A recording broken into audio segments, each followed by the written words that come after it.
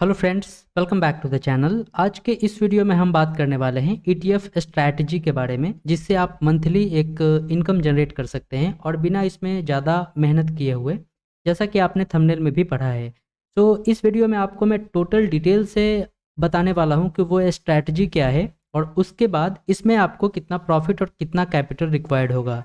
So first time अगर आपने channel पर विजिट किया है तो चैनल को प्लीज़ सब्सक्राइब कर लीजिए और नोटिफिकेशन बटन को भी प्रेस कर दीजिए ताकि शेयर मार्केट से रिलेटेड कोई भी अपडेट आपसे मिस ना हो जाए। दूसरी बात यह है कि आप मुझे ट्विटर पे भी फॉलो कर सकते हैं, साथ ही टेलीग्राम पे भी मैं डेली बेसिस पे जो अपडेट होता है शेयर मार्केट का वो मैं अपडेट करते रहता हूँ, तो वहाँ पे भी जाके आप मुझे फॉलो कर सकते हैं। साथ में व्हाट्सअप का लिंक मैं दिया हूँ, व्हाट्सअप स्टोर का, वहाँ पे आप जाएंगे तो बहुत ही बढ़िया बढ़िया आपके लिए वैल्यूएबल मैं बुक सजेस्ट किया हूँ, आप वहाँ से उसका पढ़ाई कर सकते हैं। चलिए वीडियो पे वापस चलते हैं और स्टार्ट करते हैं वीडियो को। इस स्ट्रैटेजी को अप्लाई करने के लिए मुझे चाहिए लगभग 4-5 चीज़ें ऐसी चाहिए जिसका रिक्वायर्ड होगा। सबसे पहले मैं उसको एक एक करके मैं लिखता हूँ। तो स्ट्रैटेजी के लिए अप्लाई करने के लिए मैं इसको मंथली बेसिस पे इनकम जनरेट करने का एक सोर्स बनाना चाहता हूँ, तो इसके लिए मैं बैक टेस्ट भी किया हूँ। इसके लिए मुझे जो चीज़ें चाहिए, एक तो अपना ईटीएफ चाहिए, एक ईटीएफ चाहिए जिसमें हम ट्रेड करेंगे, इस स्ट्रैटेजी को एग्जीक्यूट करेंगे। तो एक हो गया ईटीएफ। दूसरा हो गया अपना इंडिकेटर जो यूज करेंगे हम लोग, इसमें हम लोग इंडिकेटर जो यूज करेंगे वो है बॉलिंजर बैंड। तीसरा जो है सिंपल मूविंग एवरेज SMA एक यूज करेंगे, और जो लास्ट वन है वो है अपना RSI। ये चार जो चीज़ें हैं ये हमको इम्पॉर्टेंट है चाहिए। उसके बाद ये चारों फैक्टर के साथ में हम इस स्ट्रैटेजी को अप्लाई करेंगे और इसको एग्जीक्यूट करेंगे और यहाँ से अपना प्रॉफिट जनरेट करेंगे। ये चारों चीज़ों को कैसे चार्ट पे इम्प्लीमेंट करना है, सबसे पहले उसके बारे में बात करते हैं। तो इसको एक एक करके मैं अप्लाई करता हूँ और आप ध्यान से इसको देखिएगा, और साथ में अगर नोट करना होगा तो नोट भी कर सकते हैं। तो इसके लिए हमको चाहिए मिड 150 बीज का ETF अपना चाहिए। क्या है ये मिड मिड जो अपना ETF है 150, जो मिड कैप का जो शेयर है उसका 150 शेयर का ये ETF है, 150 शेयर का। इसी ETF में अपना स्ट्रैटेजी को अप्लाई करेंगे। वैसे मैं इसका पीछे एक वीडियो भी बनाया हूँ, अगर आपने वो नहीं देखा है तो एक बार उसको भी जाके ज़रूर देखिएगा। उसका जो वीडियो था उसका ये थोड़ा सा एडवांस वर्जन है, क्योंकि उसमें कहाँ पे सेल करना है वो थोड़ा सा कन्फ्यूजन लग रहा था और कहाँ पे एंट्री लेना है वो थोड़ा कन्फ्यूजन लग रहा था। बट इसमें क्या है कि एक एक चीज़ मैं क्लियरली बैक टेस्ट करके समझा हूँ, उसके बाद आपको ये लेके आया हूँ आपके लिए। तो इसके लिए अपना जो पहला फैक्टर रहने वाला है, जो पहला कंपोनेंट रहने वाला है वो है मिड 150 बीज का ये अपना ETF। इसको मैं चार्ट पे अप्लाई करूँगा तो ये 1 डे के टाइम फ्रेम पे निपॉन का इंडिया का ETF है 150 बीज का। और ये ध्यान रखिएगा कि निपॉन इंडिया का ही लीजिएगा, दूसरा किसी का नहीं, क्योंकि 150 बीज का और भी है, जैसे जीरोधा का है और भी किसी का है, तो उसको अप्लाई नहीं करना क्योंकि उसमें वॉल्यूम बहुत कम है और इसमें वॉल्यूम ठीक ठाक है। तो डेली बेसिस पे आप देखेंगे तो लगभग 540 के आसपास, 1000 के आसपास का वॉल्यूम है इसमें। तो अपना ये पहला ETF का चार्ट लग गया 1 डे के टाइम फ्रेम पे। दूसरा जो काम करना है हमको यहाँ पे क्या करना है कि क्योंकि मैं बैक टेस्ट के लिए इसको देख रहा हूँ, तो इसको मैं सबसे पहले इस लाइन को आप इग्नोर करके अभी चलिए। तो दूसरा जो अपना है वो RSI हम लगाएंगे। अपना RSI यहाँ पे ऑलरेडी मैं पहले लगा चुका हूँ। तीसरा जो है यहाँ पे हम सेलेक्ट करेंगे simple moving average. Simple moving average का मूविंग एवरेज सिंपल, इसको मैं यहाँ पे अप्लाई करूँगा। और सिंपल मूविंग एवरेज का जो चार्ट है और इसको थोड़ा सा मैं चेंज करूँगा। यहाँ पे वो 9 डेज का है, यहाँ पे मैं इसको 50 डेज का करूँगा। और साथ ही जो स्टाइल है ब्लू कलर का रहने दूंगा, थोड़ा सा इसको मैं डार्क करूँगा ताकि विजिबिलिटी क्लियर रहे।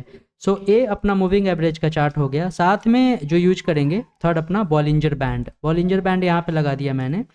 बॉलिंजर बैंड के अंदर में कुछ चेंजेस करने की ज़रूरत है, तो इसको मैं जो चेंजेस कर रहा हूँ आप शायद आप चाहें तो नोट भी कर सकते हैं।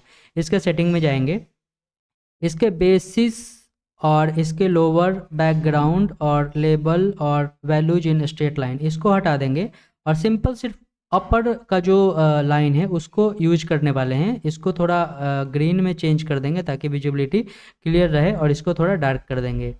ओके, ये हो गया अपना स्ट्रैटेजी।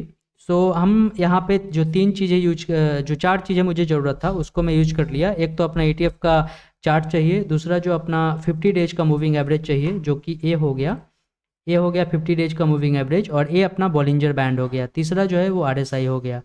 तो ये चारों फैक्टर पे अपना स्ट्रैटेजी एग्जीक्यूट करने वाले हैं। ओके, अब ये स्ट्रैटेजी क्या है वो आप ध्यान से समझिए। कोई ज़्यादा टफ स्ट्रैटेजी नहीं है, बहुत ईजी स्ट्रैटेजी है, और इसका बैक टेस्ट भी मैं आपको बताऊंगा। सो देखिए, एंट्री लेने का क्या क्राइटेरिया है। एंट्री लेने का क्राइटेरिया है कि उस मंथ में, किसी भी स्पेसिफिक मंथ, 30 दिन का मंथ होता है या 31 दिन का मंथ होता है, उस मंथ में जो प्राइस जो है वो 50 डेज के मूविंग एवरेज के नीचे या उसके आसपास जब भी आपको दिखाई दे तो वहाँ पे आपको बाई करना है। करेक्ट है। और उसी 30 दिन के अंदर में जब भी प्राइस बॉलिंजर बैंड के अपर वाले लाइन के आसपास या टच करके ऊपर की ओर निकले, वहाँ पे हमको सेल करना है। ओके, सो सिंपल सा स्ट्रैटेजी है, कोई भी ज़्यादा इसमें लॉजिक वाला स्ट्रैटेजी नहीं है, काफ़ी सिंपल है।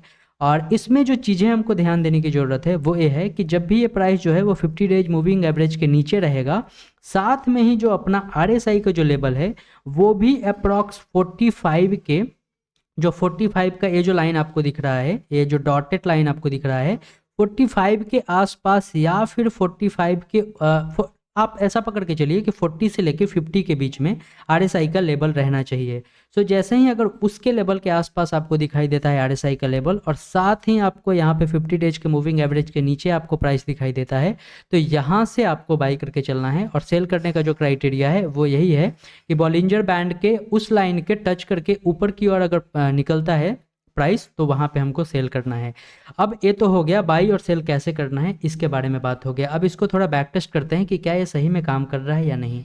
तो चलिए बैक टेस्ट करते हैं। बैक टेस्ट करने के लिए हमको क्या चाहिए कि एक एक मंथ का हम डेटा चेक करेंगे। जैसा कि ये मैं जनवरी का लाइन यहाँ पे बनाया हूँ, ये फरवरी का लाइन है, उसी के अकॉर्डिंग मार्च का भी हम डालेंगे यहाँ पे। जैसे कि ये 1 मार्च है, उसके बाद 1 अप्रैल का यहाँ डालेंगे, 1 अप्रैल के बाद 1 अप्रैल, 2 मई का हो गया, मई के बाद जून का यहाँ पे हम लेंगे। सो 31 मई, उसके बाद 3 जून। ओके, सो जून का हो गया। उसके बाद यहाँ पे मैं जुलाई का वैसे ही सेलेक्ट करूँगा, तो 1 जुलाई यहाँ पे हो गया। उसके बाद मैं अगस्त का सेम अप्लाई करूँगा, सो 30 जुलाई, उसके बाद 31 जुलाई। सो यहाँ पे 31 जुलाई हो गया। ठीक है। सो एक एक मंथ का ये डेटा है यहाँ पे क्लियर आपको। मैं पिछले वीडियो में भी सेम चीज़ आपको बताया हूँ, बट मैं दोबारा इस चीज़ को आपको बताना चाहता हूँ ताकि और ज़्यादा क्लियर हो जाए। अब देखिए यहाँ पे क्या है सीन है। सो यहाँ से अगर मैं बाई करके यहाँ से अगर मैं स्ट्रैटेजी को चेक करूँ, तो यहाँ पे आप देखिए प्राइस जैसे ही जनवरी से भी स्टार्ट कर सकते हैं, क्योंकि जनवरी में प्राइस यहाँ पे आया नहीं है, तो उस मंथ का मैं इग्नोर करके चलूँगा। आप यहाँ पे जैसे देख पा रहे होंगे। सो किसी किसी मंथ में ऐसा है कि आपको प्रॉफिट नहीं भी आएगा, और डेफिनेटली ऐसा है, क्योंकि मार्केट का ओवरऑल ट्रेंड पे डिपेंड करता है कैसा मार्केट का मूवमेंट हो रहा है। उसके अगर पिछले मंथ में देखेंगे तो काफ़ी डिसेंट सा प्रॉफिट हुआ है, बट जनवरी मंथ को अगर हम इग्नोर करके चलें, सिर्फ फरवरी से स्टार्ट करें, तो चलिए स्टार्ट करते हैं। सो लेट्स सी कि यहाँ पे आपने फरवरी मंथ में यहाँ पे आपने बाई किया है। ओके, सो यहाँ पे बाई किया है। अब इसका जो प्राइस है वो आप यहाँ पे चेक कीजिए कि इसका प्राइस कितना है। सो लोअर इसका जो प्राइस है 177 का इसका प्राइस है, 177 पे आपका एंट्री प्राइस हो गया। ओके, यहाँ पे एंट्री प्राइस 177 का हो गया। अब जो सेल करने का अपना क्राइटेरिया था कि जो बोलिंजर बैंड है उसके ऊपर में प्राइस जैसे ही जाता है तो हम वहाँ पे सेल करने के लिए सोचेंगे। तो लेट्स सी कि प्राइस यहाँ पे ऊपर गया है, उसके बाद यहाँ पे ऊपर गया है, तो मान लेते हैं सबसे मिनिमम ही पकड़ते हैं यहाँ पे। तो यहाँ का जो हाई है 189 का है, 189 का। सो यहाँ पे अगर हम सेल कर रहे हैं 189 पे, 189। ओके, सो यहाँ पे हम सेल कर रहे हैं, तो ये दोनों का प्राइस डिफरेंस जो है वो कितना है, अप्रॉक्स कितना है, 12 रुपीज़ का यहाँ पे प्राइस डिफरेंस है। यहाँ पे प्राइस डिफरेंस जो है वो 12 रुपीज़ का प्राइस डिफरेंस है। ओके, अब दूसरे मंथ में चलते हैं। दूसरे मंथ में क्या क्राइटेरिया था, सेम चीज़ है, प्राइस यहाँ पे इसके नीचे आ गया है, तो हम लेट्स सी कि हम ज़्यादा वेट नहीं करेंगे कि बहुत ज़्यादा नीचे है, वो वेट नहीं करेंगे। जैसे ही ये नीचे आया तो हम मान के चलते हैं कि इसमें मैं एंट्री लूँगा, इस वाले कैंडल में। तो इसका लोअर जो है 172 के आसपास का है, 172 पे अपना एंट्री प्राइस है। और जो एग्जिट करने का प्राइस है वो अगर मैं यहाँ पे देखूँ तो यहाँ पे इस वाले कैंडल में एग्जीक्यूट हुआ है जो कि है 191 यहाँ पे है। सो यहाँ पे हम चेक करेंगे 191, ओके 191 यहाँ पे सेल करने का है। सो यहाँ पे जो प्राइस डिफरेंस आपको दिखाई दे रहा है ये लगभग 19 रुपीज़ के आसपास का आपको यहाँ पे प्राइस डिफरेंस नज़र आ रहा है। तो यहाँ 19 रुपीज़ यहाँ पे मैं लिखूँगा और उसी के रेस्पेक्टिवली आप यहाँ पे कंटिन्यूस चेक करेंगे। वैसे वीडियो बहुत लंबी हो जाएगी, फिर भी चलो एक बार बैक टेस्ट करते हैं ताकि कन्फ्यूजन जो है वो क्लियर हो जाएगा। सो यहाँ पे अगर इस प्राइस को चेक करेंगे तो यहाँ पे लगभग जो लोअर है वो 182 के आसपास का है। तो यहाँ पे हमारा जो एंट्री प्राइस रहने वाला है, यहाँ पे जो हमारा एंट्री प्राइस रहने वाला है वो है लगभग इस वाले पे 182 के आसपास का, 182 ओके। ये अपना एंट्री प्राइस रहने वाला है और एग्जिट प्राइस जो रहने वाला है, एंट्री प्राइस और सेलिंग प्राइस जो है वो इस वाले कैंडल में या फिर इसी वाले कैंडल में जो सबसे पहला कैंडल है उसी को अगर एग्जीक्यूट करके चलते हैं तो 192 है यहाँ पे, 192 नहीं 197 है। तो 197.98 है, तो इसको मैं पकड़ के चलता हूँ 198 इसको सेलिंग प्राइस में मान के चलता हूँ। तो यहाँ से जो प्राइस डिफरेंस आपको दिखाई दे रहा है वो लगभग 18 रुपीज़ के आसपास का आपको प्राइस डिफरेंस यहाँ पे दिखाई दे रहा है। तो ये हो गया। उसके बाद अब इस वाले में चलेंगे। तो इस वाले में अगर मैं देखूँ तो यहाँ पे आपको दिखाई दे रहा होगा कि जो प्राइस है लगभग यहाँ पे 185 के आसपास का लोअर है। 185 का यहाँ पे एंट्री प्राइस हमारा रहने वाला है और जो एग्जिट प्राइस रहने वाला है वो इस प्राइस को जैसे ही ऊपर की ओर अगर जाता है तो मैं यहाँ पे निकालने के लिए सोचूंगा। तो लेट्स से कि यहाँ पे ये जो प्राइस है यहाँ पे बाहर निकला है तो वो प्राइस जो है वो लगभग 200 के आसपास का है। तो यहाँ पे इसको हम पकड़ के चलते हैं 200, ओके 200 का यहाँ सेलिंग प्राइस है। प्राइस डिफरेंस जो है वो 15 रुपीज़ के आसपास का यहाँ पे आपको दिखाई दे रहा है। अब अगले मंथ में अगर चलेंगे, ये 6 महीना का मैं बैक टेस्ट आपको करके दिखा रहा हूँ। अब यहाँ पे चलेंगे, लेट्स से कि यहाँ पे प्राइस जो है वो कितना लोअर गया है 188। मैं यहाँ पे 188 पकड़ के चलता हूँ। 188 यहाँ पे अपना एंट्री प्राइस रहने वाला है। जो एग्जिट प्राइस रहने वाला है, जो सेलिंग अपना प्राइस रहेगा, लेट्स सी कि इस वाले में ये बाहर गया है प्राइस। सो यहाँ पे जो प्राइस दिखाई दे रहा है आपको वो कितना है, यहाँ पे लगभग 214 के आसपास का। तो यहाँ पे मैं मेंशन करूँगा 214 यहाँ पे सेलिंग का प्राइस है। अब इसको ऐसे करके इसमें जो प्राइस डिफरेंस आपको दिखाई दे रहा है वो कितना आपको दिखाई दे रहा है अप्रॉक्स, मैं अगर यहाँ पे करूँ 214 माइनस 188, सो 26 रुपीज़ के यहाँ डिफरेंस आपको यहाँ पे दिखाई दे रहा है। 26 हो गया। अब आते हैं इस मंथ में। सो इस मंथ में हम देखेंगे जो हमारा यहाँ पे 50 को टच किया है तो यहाँ पे जो प्राइस है अपना 208 के आसपास का है। सो यहाँ पे हमारा एंट्री जो प्राइस है वो 208 रहने वाला है और जो सेलिंग प्राइस है अपना, जो एग्जिट प्राइस है वो कहीं ना कहीं इस वाले कैंडल में बाहर हुआ है। सो इस वाले कैंडल में आपको 229 आपको दिखाई दे रहा है। सो 229 यहाँ पे हम डालेंगे 229 और ये हमारा सेलिंग प्राइस है। सो प्राइस डिफरेंस जो यहाँ पे दिखाई दे रहा है आपको वो लगभग 12 और 9 21 रुपीज़ के आसपास का यहाँ पे प्राइस डिफरेंस दिखाई दे रहा है। तो आप लगातार यहाँ पे देख पा रहे होंगे कि कहीं पे 12 रुपीज़ का, कहीं पे 20 रुपीज़ के आसपास का, कहीं पे 18 रुपीज़ और 15 और 26 रुपीज़ के आसपास का और 21 रुपीज़ के आसपास का प्राइस डिफरेंस यहाँ पे आपको दिखाई दे रहा है। अब लेट्स सी कि आपके कैपिटल के अकॉर्डिंग इसको मल्टीप्लाई करते हैं कि प्रॉफिट आपको कितना होता, तो उस पर बात कर लेते हैं।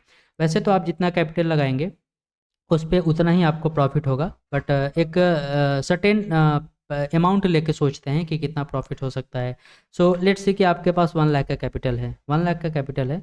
सो यहाँ पे 1 लाख में डालूंगा, 1 लाख हो गया, उसको यहाँ पे डिवाइड करेंगे। सो लेट्स सी कि इस वाले पे जो यहाँ पे सबसे ज़्यादा है तो इसी वाले मंथ में हम देखते हैं कि कितना प्रॉफिट हुआ होगा। तो 188 पे आपका जो बाइंग प्राइस था 188 था, तो नंबर ऑफ जो शेयर आपको मिला होगा वो 531 के आसपास। 532 मैं यहाँ पे पकड़ के चलता हूँ इस मंथ में, 532 ओके। सो 532 हो गया। 532 नंबर ऑफ शेयर आपको यहाँ पे मिला है। जो प्राइस डिफरेंस है 26 रुपीज़ का है, तो सीधा यहाँ पे मल्टीप्लाई करेंगे 532 इंटू 26 मल्टीप्लाई करेंगे। सो प्रॉफिट आपका कितना हुआ 13832। So this is the amount आपको हर मंथ यहाँ से मिल सकता है। एक कुछ भी ज़्यादा मेहनत करने की ज़रूरत नहीं है, बस सिंपल स्ट्रैटेजी को अप्लाई करना है और यहाँ से प्रॉफिटेबल आप ऑब्वियस सी बात है प्रॉफिटेबल होंगे, क्योंकि मार्केट अभी बुल रन में है। और मार्केट जब बुल रन में रहता है तो यहाँ पे आपको प्रॉफिट करने के लिए ज़्यादा मेहनत करने की ज़रूरत नहीं है, बस स्ट्रैटेजी और एक डिसिप्लिन फॉलो करने की ज़रूरत रहती है। तो जैसे ही आप डिसिप्लिन को फॉलो करेंगे, आपका जो ट्रेड है वो ऑब्वियस सी बात है प्रॉफिटेबल जाएगा। सो ये स्ट्रैटेजी था। आई होप कि ये वीडियो और ये स्ट्रैटेजी आपको क्लियर समझ आया होगा। आप बाकी जो मंथ है उसके अकॉर्डिंग अपना जो कैपिटल है उसके अकॉर्डिंग आप ट्राई करके देखिएगा कि कितना प्रॉफिट होगा। एक चीज़ और है कि इस स्ट्रैटेजी का एडवांस वर्जन भी मैं लेके आऊँगा अगले सैटरडे को। सो मैं थोड़ा और इसमें बैक टेस्ट कर रहा हूँ और बाकी चीज़ें मैं एनालाइज कर रहा हूँ कि और इसमें क्या क्या रिस्क फैक्टर हो सकता है।